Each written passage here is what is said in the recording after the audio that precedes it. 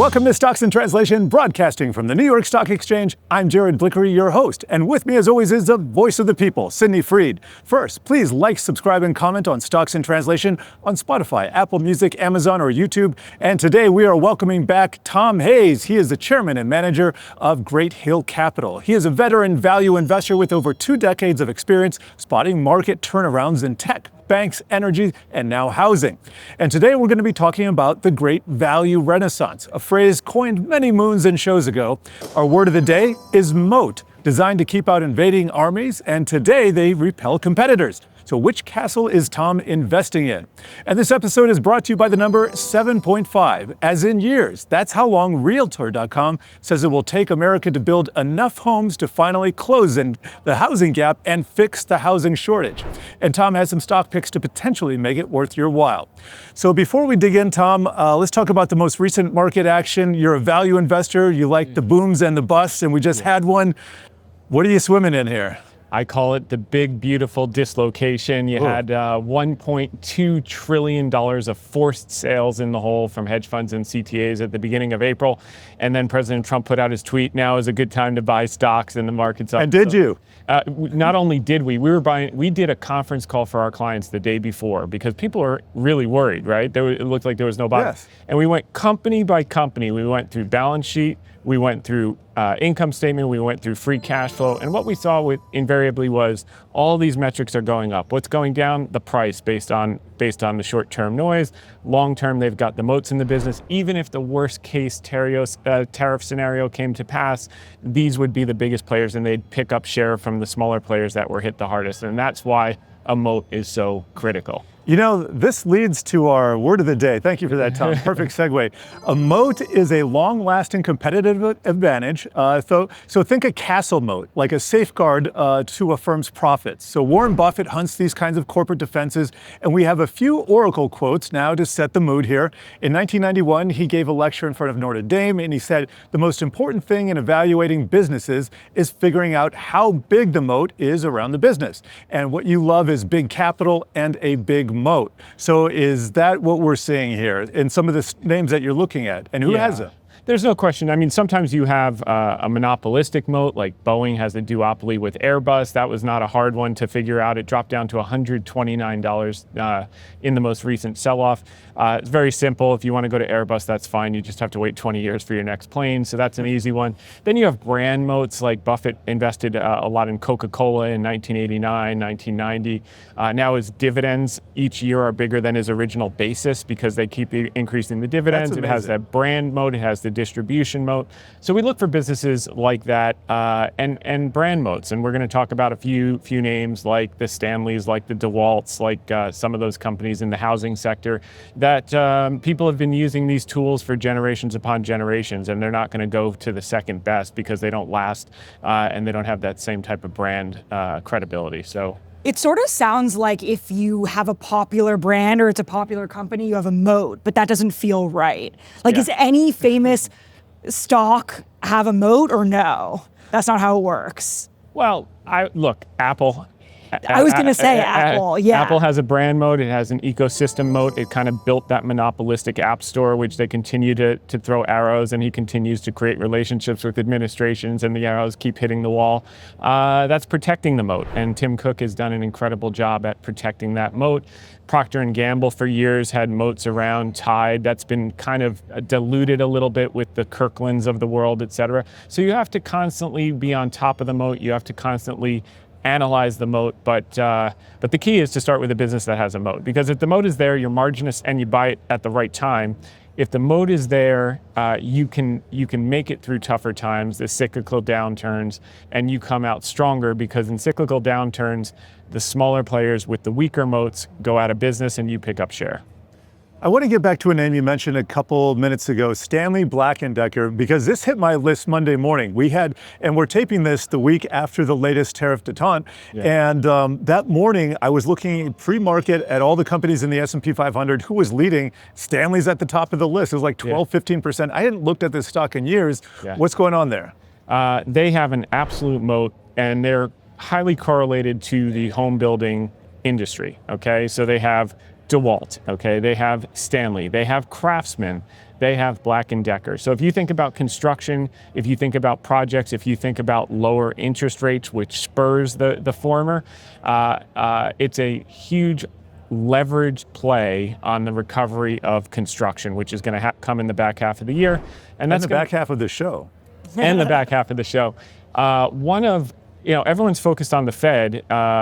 What they need to be focused on is what Besson is going to do with capital requirements with banks, the SLR. So he's going to... And the SLR, the liquidity ratio. Yeah, exactly. So what the case they're making is government backstop securities, i.e. treasuries, mortgage-backed securities, shouldn't be counted differently because there's no credit risk. And if they agree to that, which is common sense, because if there becomes credit risk, then we got a lot more to worry about than bank capital ratios, that will enable banks to hold a lot more. And they're going to hold a ton on the short end of the curve, which the Treasury can then use those proceeds. If you remember 2012, I know Sydnee's not old enough, this goes back to Basel III. That's what doesn't this remind you of Basel III? No, it reminds me of Basel III. All right, we're on the same page. So they can use those short-term proceeds to reinvest on the long end of the curve, which is expected to bring 10-year treasuries down 30 to 70 basis points, which means a 30-year fixed for the woman on the street, 30-year fixed rate below 6. When that happens, boom time.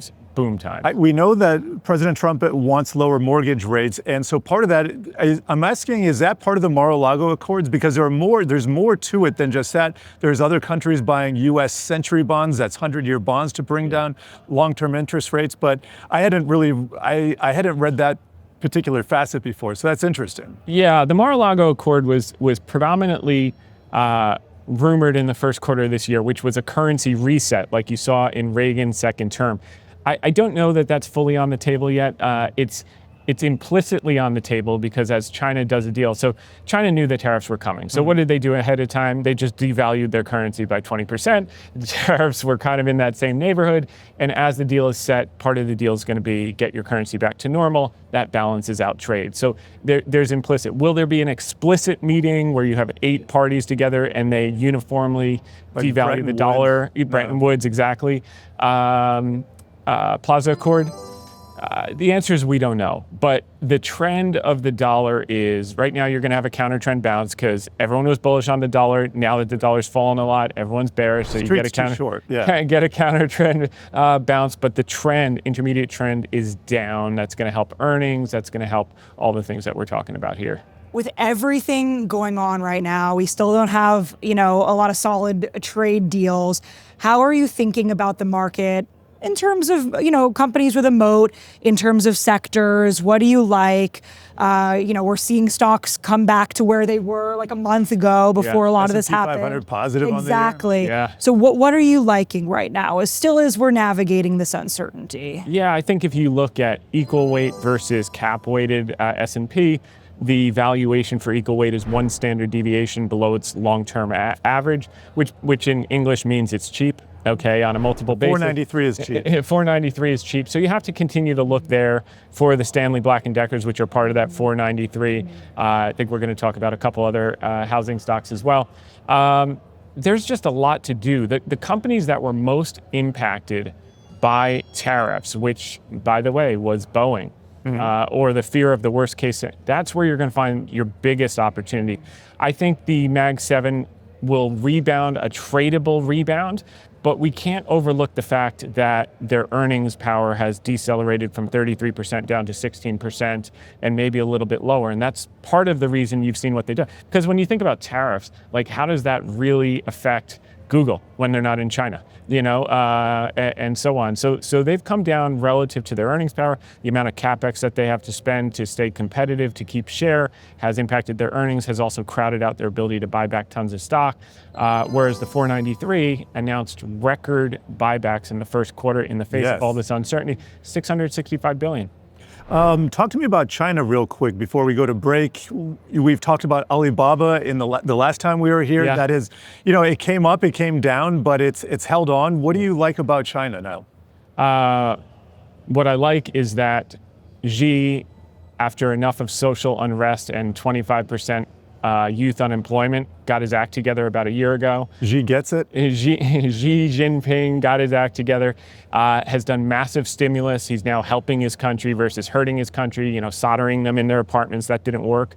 And people got tired of it after 3 years. So you're seeing global M2 money supply start to hockey stick. And a good portion of global M2 money supply is China's new stimulus, which started in the last 12 months. He's committed to taking the country to 70% consumption like the rest of the developed world. Alibaba's got 40% of the e-commerce market. They are a toll taker for domestic consumption, so they're going to benefit from that. They're going to benefit from being the number one player in AI. They have a piece of all the AI startups because as the number one cloud provider, new startup comes in, they say, we need compute power. They say, no problem, I got you covered. I'll give it to you for free. And we'll take a piece of your business and a peek at your business too. We're going to take a peek and a piece. We're going to get equity. So you have equity in all the Chinese AI startups. Some are going to be 1,000 baggers and some are going to be zeros. But Alibaba takes a piece. Alibaba takes a piece. It's the granddaddy. It's like the casino owner versus the blackjack player. They get a piece of all the action on the retail, on the AI, and their models are outperforming OpenAI. Their models are outperforming DeepSeek. Their international e-commerce is growing at 40%. They got $80 billion of cash on their balance sheet. They're generating $20 billion of free cash flow. What else do you want to know? Yeah, as long as Jack Ma doesn't get Mo Greens. Yeah, that's a bad joke. And by the way, yes. Ant Financial, the Chinese tech crisis started with the pulling of the Ant Financial the biggest IPO. One, it was supposed to be the biggest IPO ever. It's going to happen in the next 12 months. And we own 35% of that as owners of Alibaba. We own the stock shares in Hong Kong, 9988. You can switch out your US shares if you're worried about delisting. I think it's a lot of noise, but as a fiduciary, I want to protect my investors. Sure. We still own derivatives in the US because we can't replicate them in Hong Kong, and we're willing to assume that risk. Wait, how do you move shares from international to US listed? Depends on your custodian, but you can call them and they'll just swap out because there's no currency risk. It's 8-to-1 pegged to the dollar, so you'll get eight more shares per every one US ADR, but it's the effective same slice of the pie. All right, hold that thought. We need to take a short break, but coming up, we're going to be talking housing stocks again in a runway battle to turn heads as well as profits.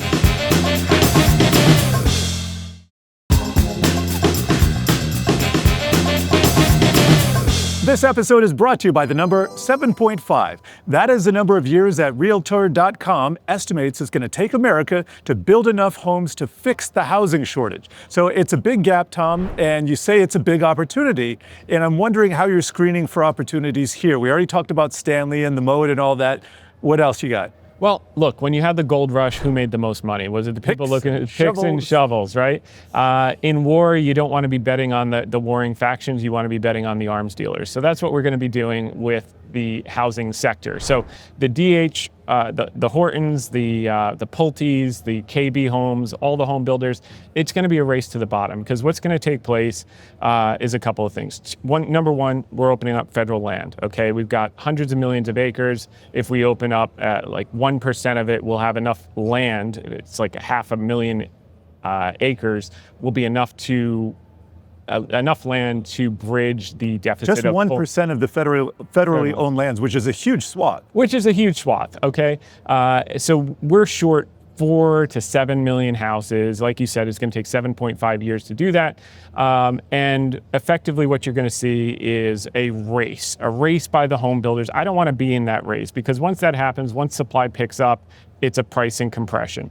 But if you're doing the builders, the tools for the builders, the Stanley Black & Decker, the construction, the part suppliers like QXO, I think we're going to talk about, or what goes outside now that you got the electrical grid down every single month or so in some of the hurricane-ridden states, and the demand on the power grid, which is an aging power grid, you need a generator. And if you need a generator, the Kleenex of generators is called Generac. 75% of the market, the game is just getting started there. So those are our three arms dealers for home building that's to come in a massive scale in the next 3 to 5 years. Oh, and by the way, you got 72 million millennials, 45 million people between age 30 and 40 who need homes. Sydnee knows, she's nodding in her head. Sydnee needs a home. Listen, it feels like the American dream is slowly slipping away in that sense. Yeah. I have a question though. Do you recommend in terms of these kind of tool companies that you go straight for these single stock names or you go to like an ETF so you're just covering all your bases? My clients pay me to outperform, so I don't go to You're not going to an ETF. It's not going to an thicker. ETF. I mean, you could buy XHB and participate in a beta sense, but if you want an alpha sense, you got to do some work and say, where am I going to get the most return for the same amount of money? And that's what we try to do every single day when we get to work, and I love it. It's like a treasure hunt every single day. Said Warren Buffett. You mentioned a couple names. What's your favorite story of all the names that you've ticked through so far? My favorite jockey, I like to bet on jockeys because I'm turnaround Tom, is Brad Jacobs. Okay, if you got QXO. Brad Jacobs wrote a book called How to Make a Few Billion Dollars. It was a useful book because he actually made a few $billion. If you got involved with him in 1997 when he invested in United Rentals, you made 79 times your money, so 1 million became 79. If you got involved when he put 150 million in XPO Logistics in 2009, you made like 160 times your money. 1 million became 160 million. So now he's going to do the home building supply sector. He started with Beacon Roofing. This is a non-discretionary expense, Sydney. You'll figure this out when you get your starter home on federal land with an endangered elk in your backyard free of charge. That when your roof leaks, you don't think about, should I buy it? Like you think about, should I buy a pink iPhone or a white iPhone? You just call the person and you say, fix it. I don't like water in my living room. So Beacon Roofing is his first one. He paid 10 times EBITDA, a little bit rich, but he's going to double EBITDA. Why? Because that's what Brad Jacobs does. He brings in technology, he creates efficiencies, he doubles EBITDA. That's his platform company. Then he's going to roll up 10% of the industry. It's an $800 billion industry. He's going to get $50 to $80 billion of revenue. How much is he in now? He's got 10 billion with Beacon, okay? And this was just announced. So he's going to do another 7-8x. The stock is probably going to do another 10x, by the way, because it doesn't account for the technology and the special magic that Brad Jacobs makes. He's a moneymaker. This guy earns for his shareholders, and here's the beauty. He put 150 million in QXO. He just put $1 billion of his own money in QXO. So in XPO, he put 150. In this one, he put $1 billion. We think, this is one you tuck away for 5 to 7 years. You probably wind up with a 6, 7, 8 bagger from these levels. Kind of reminds me of Wayne Huizinga. Yeah, Three companies in the Fortune 500 over his lifetime, which is substantial. And they were roll-ups, by the way. And by the way, it wouldn't surprise me. I'm trying to get Brad on my podcast. If What's that your was podcast a model, name, by the way? It's called Hedge Fund Tips with Tom Hayes. All right. It's #1 in the hedge fund category, which is a narrow niche, but we've been doing it for 5 years, and people seem to like it. Tom, I need an invitation over here. Oh, you can come on anytime you want. Come on. Yeah, come on. People's voice knows hedge funds. I have a different question for you. Sure. Are you invested in REITs? And I'm going to define that for anyone who doesn't know. REITs are real estate investment trusts, companies that own, operate, or finance income-producing real estate. Yes. We own one REIT. It's called Crown Castle. They're one of the biggest owners of cell phone towers. They just sold off their fiber business. They got billions of dollars for that. They use that to pay down debt. They have the legacy 40,000 towers that are just cash machines, basically require no maintenance. It's like owning an ATM. Every time someone uses it, you make a fee. It's the exact same thing with these towers. So now it's just going to be a cash machine. They'll buy back shares. They'll buy more legacy type towers. And these tend to be interest rate sensitive. So when rates come down, as we said, Beston's going to work his magic the second half. REITs will go up. Crown Castle will be a beneficiary. As far as real estate REITs, there are none at attractive enough levels at this juncture. We were big buyers of Vornado in the hole. If you remember during that big mini banking crisis, we thought it would take 3 years to double. It took 6 months to double, and we got out. So that one, sometimes they take longer than expected, like Alibaba. Sometimes they happen faster than expected, like Vornado. But the key is the framework is sound. Does the business have a moat, and are we buying it with a large enough margin of safety? All right, we're going to stick with the entrepreneurial vibe here because today's Runway Showdown is all about value-driven CEOs. Two chiefs strutting the catwalk with distinct approaches to turning opportunity into profit. First down the runway is the serial entrepreneur, dressed in relaxed business casual, confidently investing in under-the-radar, cash-flowing small businesses like storage units and car washes, quiet, consistent, and profitable. Close behind, though, is the turnaround specialist, sleeves rolled up, toolkit ready, eager to repair and revive neglected industrials, retailers, and manufacturers. Tom, which value pays off more reliably, the steady entrepreneur building a portfolio from the ground up, or the specialist who sees gold where others only see rust? Well, I think it's a question of scale, right? You can make a tremendous amount of money buying small businesses that are kind of fragmented businesses, roll them up, get synergies, whether you do it with car washes, whether you do it with laundromats, et cetera. People do that. But if you want scale and you want control of capital, you need to be in bigger businesses. And that's what we try to do in the public markets. The beauty, I get approached with private deals all the time, and there are plenty of private deals. Most of them are betting on the future. We're guessing who's going to cure cancer, who's going to be the AI leader. I don't like to guess on the future. I like to bet on sure things, okay? And I want a business that's Sound like Gordon Gekko. I want to bet on businesses that have operated through many cycles, many downturns, and operated through and have a big enough moat, a strong enough balance sheet that I know they're going to recover just back to the mean. They don't need to be a home run, doubles or triples over 2 to 3 years. And you compound that with large amounts of capital, it beats, grinding and getting synergies from a handful of laundromats or ever as an entrepreneur.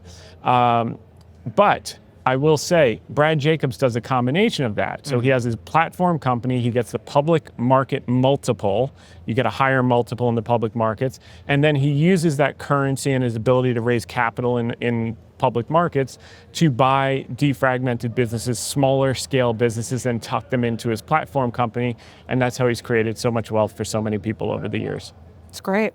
Tom, I want to switch gears here, a little more personal and advice driven. Okay. So you study the markets kind of day in and day out. Yeah. I want you to share with me, with us, what's the one thing that you think that everyone needs to know about the market that either they're misunderstanding or is sometimes misrepresented? I think the number one thing, like anything in life, is to be consistent. So if you're just buying the overall indices, like a VTI, Vanguard, Total Market, or an S&P 500, buy it every single month, a fixed amount, okay? And the months that you really don't want to buy it, where your stomach is churning, you're afraid you're going to lose your job, whatever it happens to be, those are the months you should buy double. Because when you buy down, you get more shares, and over time, that compounds materially. So dollar cost averaging, that's kind of your base, Put the majority of your money to compound that way. And then when you have excess wealth, you start to take some of that and you want it to be a little bit more aggressive, and you put it in different buckets, and you hire different managers like Tom Hayes. You hire, maybe a private equity manager, maybe a venture capital fund, et cetera. And you diversify with that excess. But start with the basics, get the compounding machine going, because it's the eighth wonder of the world. And it's created more wealth. This beautiful, amazing The machine. ninth wonder right here behind us. Exactly. And guess what? That is all the time we have. Really appreciate you stopping by. And this will do it for the latest episode of Stocks in Translation.